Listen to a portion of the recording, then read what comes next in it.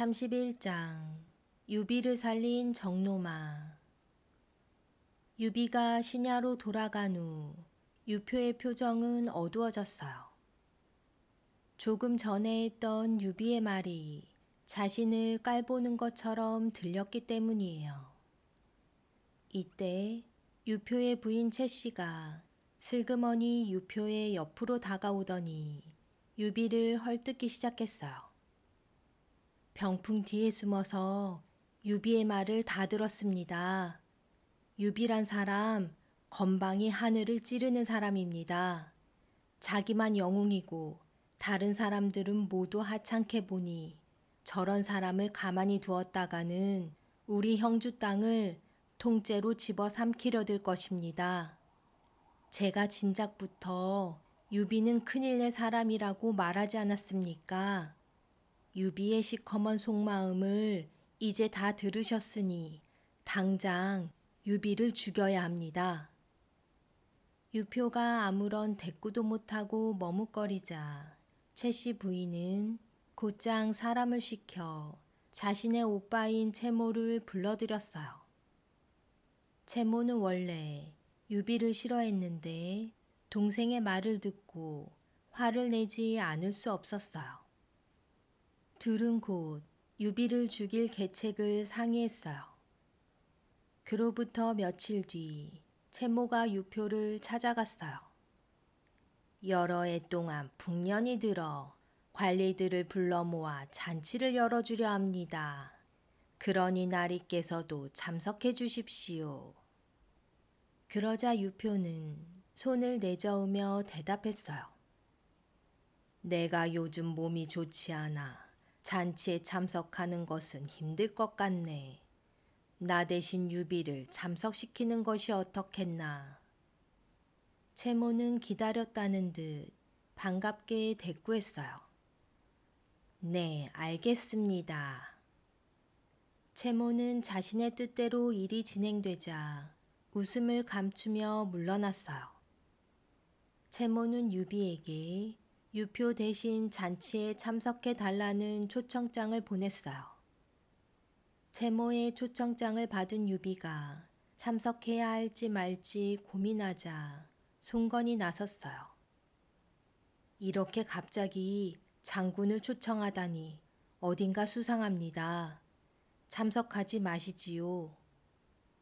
송건의 말에 관우가 답했어요. 형님은 말실수했다고 생각하시지만 유표는 그렇게 생각하지 않기에 이렇게 초청장을 보낸 것이 아니겠습니까? 그런데 만약 형님이 잔치에 참석하지 않는다면 오히려 유표가 형님을 의심할 수 있습니다. 관우의 말에 장비는 반대했어요. 예로부터 소문난 잔치에 먹을 것 없다고 했소. 형님은 가지 마쇼. 장비의 말에 조자룡이 골똘히 생각하더니 입을 열었어요. 굳이 가셔야 한다면 저를 데려가십시오. 제가 군사 300명을 끌고 간다면 아무 일 없을 것입니다. 그제야 유비가 고개를 끄덕였어요. 며칠 후 잔칫날 아침이 밝았어요. 유비는 조자룡이 이끄는 군사 300명과 함께 양양으로 향했어요. 양양에 도착한 유비를 향해 형주 마을의 관리가 허리를 굽히고 고개를 숙이며 마치 유표를 대하듯 유비를 친절히 맞이했어요. 유비는 마을 관리의 극진한 대접을 받으며 들어가 유표의 자리에 앉았어요. 유비의 양쪽에 유표의 두 아들이 앉았으며 조자룡이 유비의 뒤에서 칼을 차고 유비를 보호했어요. 방 안에 맛있는 음식 냄새가 가득 찼어요. 아름다운 음악 소리와 함께 여인들이 춤을 추며 술잔을 돌리니 잔치 분위기가 무르익었어요. 이때 유표의 부하장수 괴월이 유비에게 다가왔어요. 유비 장군, 뒤에 서 있는 조자룡 장군께도 술 한 잔 마시게 하시지요. 유비가 조자룡을 바라보니 조자룡이 고개를 저으며 거절했어요. 하지만 괴월은 조자룡의 거절에도 물러서지 않았어요. 계속되는 괴월의 끈질긴 요청에 조자룡은 하는 수 없이 자리에 앉아 술잔을 들었어요. 같은 시각 양양성 밖에서는 유비를 죽이려는 채모의 계획이 착착 진행되고 있었어요. 채모는 자신의 군사들에게 수비를 당부하고는 유비가 데려온 군사 300명에게 따로 잔치상을 마련해 그곳으로 유비의 군사를 데려가 마음껏 마시고 즐기게 했어요. 유비의 군사들 모두 술에 취하게 만들고는 유비를 죽이려는 속셈이었어요. 그렇게 흥겨운 음악과 함께 웃고 떠들고 먹고 마시며 모두들 서서히 취해갔을 무렵 이적이 유비에게 다가갔어요. 장군께서는 불편하지 않으십니까? 그러지 마시고 편한 옷으로 갈아입으시지요. 이적이 한쪽 눈을 찔끔 감으며 유비에게 말했어요. 유비는 이적이 무언가 자신에게 할 말이 있음을 눈치채고는 아무렇지 않은 척 태연하게 대답했어요. 그렇군. 여태 이런 갑갑한 갑옷을 입고 있었으니. 유비가 중얼거리며 밖으로 나가자 이적이 유비의 뒤를 따랐어요. 이적은 한달음에 유비에게 다가가 나직한 목소리로 속삭였어요. 큰일 났습니다. 지금 채모가 장군님을 죽이려 음모를 꾸미고 있습니다. 동문, 남문, 북문은 이미 채모의 군사들이 깔려 있으니 서둘러 서문으로 달아나십시오. 이적의 말에 유비는 소스라치게 놀랐어요. 고맙소. 이 은혜는 잊지 않겠소. 훗날 봅시다.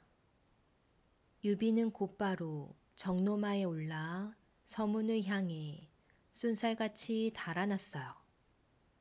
서문을 지키던 병사들은 정로마를 타고 성을 빠져나가는 유비를 보고는 깜짝 놀라 헐레벌떡 채모에게 달려가 보고했어요.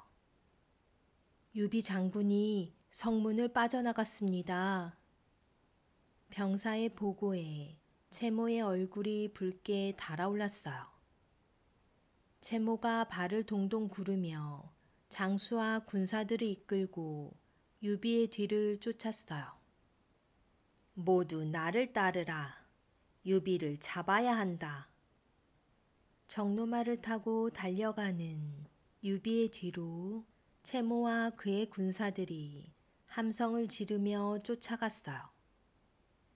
유비는 정로마에 채찍질을 하며 한참을 달렸어요. 그렇게 얼마나 달렸을까? 깎아지른 듯한 절벽과 거친 물이 넘실대는 강이 유비의 앞을 가로막았어요. 그곳은 물살이 거칠고 빠르기로 유명한 단계강이었어요. 거친 물살이 하얀 물거품을 뿜어내며 세차게 몰아치자 유비가 넋을 놓고 물살을 바라보며 중얼거렸어요. 이 강을 어찌 건넌단 말인가. 강을 건널 자신이 없었던 유비는 말머리를 돌려 왔던 길로 터벅터벅 돌아갔어요. 그때였어요. 저기 유비가 보인다. 자욱한 먼지 사이로 채모의 군사들의 함성 소리가 들렸어요. 유비는 급히 말머리를 돌려 단계강으로 다시 달아났어요. 잠시 후 유비가 단계강 앞에 이르자 채모의 군사들이 어느새 유비의 등 뒤까지 바짝 밀어닥쳤어요. 유비는 두 눈을 꼭 감고는 마음속으로 다짐했어요. 그래, 죽기 아니면 까무러치기다. 유비는 입을 굳게 다물고는 정로마와 함께 강물 속으로 뛰어들었어요. 정로마의 앞발이 강물에 쑥 빠지며 유비도 덩달아 물속으로 잠겼어요. 쏟아지는 물살에 온몸이 흠뻑 젖은 유비는 문득 이적이 했던 말이 생각났어요. 정로마는 반드시 주인을 해친다는 말이었어요. 유비는 정로마의 등을 쓰다듬으며 정로마에게 외쳤어요. 정로야, 네가 정말 주인을 해치는 말이었더냐. 유비는 절망적인 목소리로 외치며 있는 힘을 다해 채찍으로 정로마의 궁둥이를 후려쳤어요. 바로 그 순간 정로마는 유비의 말을 듣기라도 한 듯이 푸르릉하고 힘차게 울부짖더니 뒷발을 구부려 몸을 낮추고는 순식간에 앞발을 들어 공중으로 껑충 뛰어올랐어요. 정로마는 바람을 타고 하늘을 나는 용처럼 허공을 날아올라 강 너머에 사뿐히 내려앉았어요. 눈 깜짝할 사이 구름을 타듯 강을 건넌 유비는 놀라움에 입을 다물지 못했어요. 이 넓은 강을 단숨에 뛰어넘은 것은 하늘이 나를 도운 것이다. 유비는 자신의 목숨을 살려준 정로마의 등을 쓰다듬었어요. 이때 채모가 말을 몰고 따라오니 채모는 유비가 강 건너편에 있는 것을 보자 등골이 서늘해졌어요. 채모가 유비를 향해 소리쳤어요. 유비 장군, 무엇이 겁나서 달아나십니까? 채모가 외치자 유비가 큰 목소리로 대답했어요. 그대는 나에게 무슨 원한이 있는가? 채모가 넘실거리는 강물을 사이에 두고 유비를 향해 소리쳤어요. 내가 무슨 이유로 유비 장군을 해치겠습니까? 의심을 거두시지요. 채모가 유비를 안심시키며 슬그머니 활을 꺼내 유비를 향해 재빨리 활시위를 당기자 유비는 곧바로 도망쳤어요. 저놈이. 채모가 멀어지는 유비를 향해 바드득바드득 이를 갈며 얼굴을 붉혔어요. 그때였어요. 채모 뒤로 뿌연 먼지를 일으키며 300여 명의 군사들이 달려오니 그는 다름 아닌 조자룡이었어요. 채모는 시치미를 떼며 조자룡에게 물었어요. 조장군, 어디 가는 길이요? 조자룡이 주위를 두리번거리며 대답했어요. 유비 장군의 모습이 보이지 않아 찾고 있습니다. 혹시 유비 장군께서 어디로 가셨는지 모르십니까? 채모가 고개를 젓자 조자룡은 유비를 부르며 강을 따라 달렸어요. 조자룡의 군사들이 목이 쉬어라 유비의 이름을 외쳤으나 유비가 대답할 리 없었어요. 채모의 계략에 죽다 살아난 유비는 온몸에 기운이 빠진 듯 넋이 나간 상태로 말을 달렸어요. 어느덧 해가 저물어 노을이 붉게 타오르고 있던 그때 유비의 맞은편에 소를 모는 어린 목동이 유비를 보고 멈추어 서서 물었어요. 혹시 옛날에 황건적을 물리치셨던 유비 장군님이십니까? 자신을 알아보는 목동의 물음에 유비는 깜짝 놀랐어요. 이런 산골에 사는 네가 어찌 나의 이름을 알고 있느냐? 유비의 물음에 목동이 냉큼 대답했어요. 스승님께서 유비 장군님은 키가 크고 팔이 길어 무릎까지 내려오며 자기 눈으로 자신의 귀를 볼 수 있을 정도로 귀가 크다고 하셨습니다. 지금 장군님의 모습이 스승님께서 말씀하신 바와 같아 여쭈어본 것입니다. 당돌한 목동의 대답에 유비는 목동의 스승이 궁금해졌어요. 그래, 네 스승님은 누구시냐? 제 스승님의 이름은 사마휘이고 사람들은 수경 선생이라고 부릅니다. 네 스승님은 지금 어디에 계시느냐? 집에 계십니다. 너의 스승님을 만나 뵙고 싶으니 나를 데려다 줄 수 있겠느냐? 유비의 물음에 목동이 활기찬 목소리로 대답했어요. 물론이죠. 따라오십시오. 어린 목동을 따라 고개를 넘으니 작은 집이 보였어요. 집 안에서는 맑고 아름다운 검은고 소리가 흘러나왔어요. 유비는 말에서 내려 조심스레 문을 열고 뜰을 가로질러 갔어요. 그때였어요. 검은고 소리가 뚝 끊기더니 방문 너머로 사람의 목소리가 들렸어요. 검은고 줄이 제 마음대로 울리는 걸 보니 귀한 손님이 찾아온 모양이구나. 예사롭지 않은 말에 깜짝 놀란 유비가 뒷걸음질 치니 방문이 열리며 하얀 머리와 수염을 가진 노인이 웃으며 방에서 걸어 나왔어요. 어린 목동이 손가락으로 노인을 가리키며 말했어요. 저분이 수경 선생님이십니다.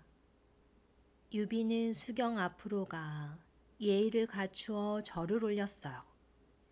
그러자 수경 또한 유비를 향해 고개를 숙이며 인사했어요. 유비 장군 아니십니까? 잘 오셨습니다. 그렇지 않아도 꼭 한번 만나 뵙고 싶었습니다. 수경은 마치 오랜 친구를 대하듯 기뻐했어요. 서로 인사를 나눈 뒤 수경 선생을 따라 방으로 들어간 유비는 방 안을 천천히 살펴보았어요. 사방의 벽에 놓인 책꽂이에는 두툼한 책이 빼곡히 꽂혀 있었고 창문 밖으로 푸르게 우거진 대나무와 소나무가 보였어요. 수경은 창문 아래 반듯한 자세로 앉았어요. 평범하지 않은 기운이 느껴지는 수경 맞은편에 유비가 앉았어요. 수경 선생이 웃으며 물었어요. 오늘 가까스로 위험에서 벗어나셨지요? 유비가 깜짝 놀라 휘둥그레진 두 눈으로 말했어요. 아니, 그것을 어떻게... 수경이 미소를 지으며 대답했어요. 젖은 옷을 보고 짐작한 것뿐입니다. 유비는 수경과 마주 앉아 목동이 가져온 차를 마셨어요. 수경은 반짝이는 두 눈으로 유비를 지그시 바라보더니 온화한 미소를 지으며 입을 열었어요.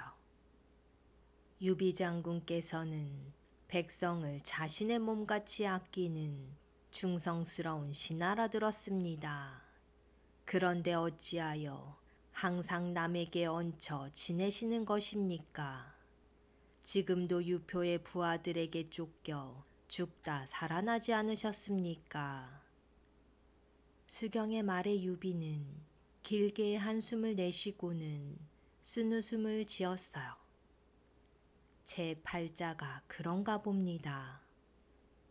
유비의 대답에 수경이 두 눈을 지그시 감고는 고개를 가로저었어요.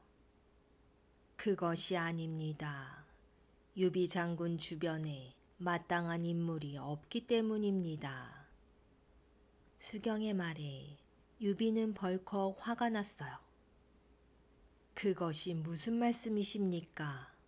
제 옆에는 관우 장비 조자룡 같은 훌륭한 장수와 송건비축과 같은 똑똑한 인물이 있습니다. 수경이 여유로운 웃음을 보이며 대답했어요. 관우 장비 조자룡은 천명의 적을 홀로 물리칠 수 있는 용맹한 장수이기는 하나 그들의 능력을 제대로 써먹을 지혜로운 사람이 없습니다. 송건과 미축은 학문이 뛰어난 똑똑한 사람이기는 하나 세상 일의 경험이 없어 앞날을 내다보는 큰일을 할 만한 인물이 못 됩니다. 유비는 뒤통수를 한 대 얻어맞은 듯 정신이 번쩍 들었어요. 관우, 장비, 조자룡 같은 훌륭한 장수를 두고도 어찌하여 실패만 거듭해 왔는지 이제야 그 이유를 알 것 같았어요. 유비에게는 힘만 있었지 지혜가 없었던 거예요. 유비가 공손하게 물었어요. 선생님 말씀이 맞습니다. 어리석은 저를 위해 어디를 가야 인재를 만날 수 있는지 가르쳐 주십시오. 수경이 환한 미소를 지으며 대답했어요.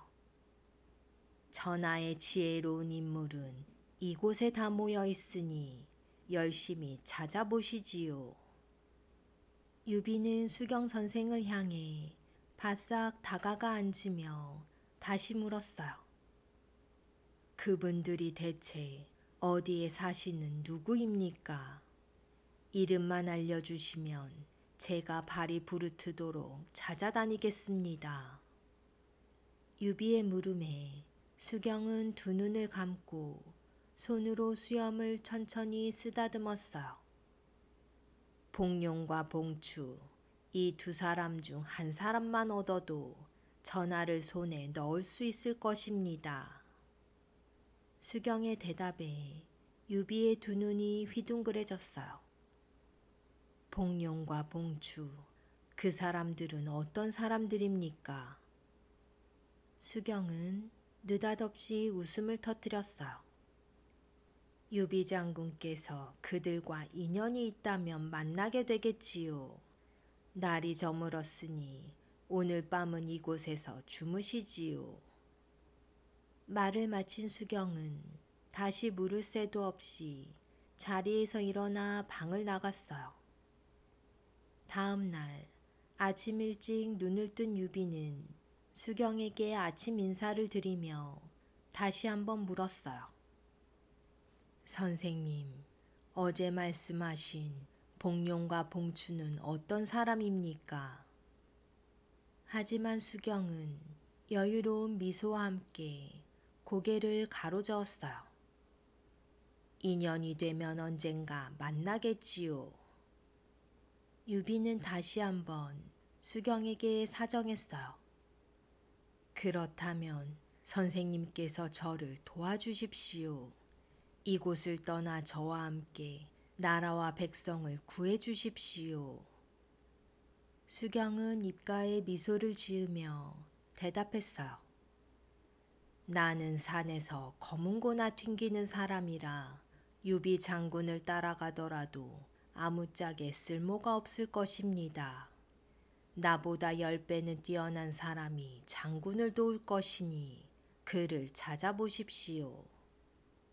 수경의 거절에 유비는 실망했어요. 그때 어린 목동이 방 안으로 들어와 다급한 목소리로 말했어요. 선생님, 어떤 장수가 군사 수백 명을 데리고 찾아왔습니다. 수경과 유비가 자리에서 일어나 바깥으로 나가보니 집 앞에 있는 장수는 다름 아닌 조자룡이었어요. 자네가 여길 어떻게 알고 왔는가? 유비의 물음에 조자룡이 급히 유비 앞으로 달려와 엎드렸어요. 어제 장군께서 갑자기 보이지 않아 사방에 군사를 풀어 찾아보았지만 찾을 수 없었습니다. 혹시 신야로 돌아가셨나 해서 신야로 갔었지만 그곳에도 계시지 않아 밤새 찾아 헤매다 오늘 아침에 겨우 이곳에 이르렀습니다. 조자룡의 대답에 유비는 웃음이 나왔어요. 내가 말썽을 부렸군. 수경 선생님, 저는 이만 돌아가 보겠습니다. 유비는 수경에게 작별 인사를 하고는 정로마에 올라 신야로 향했어요.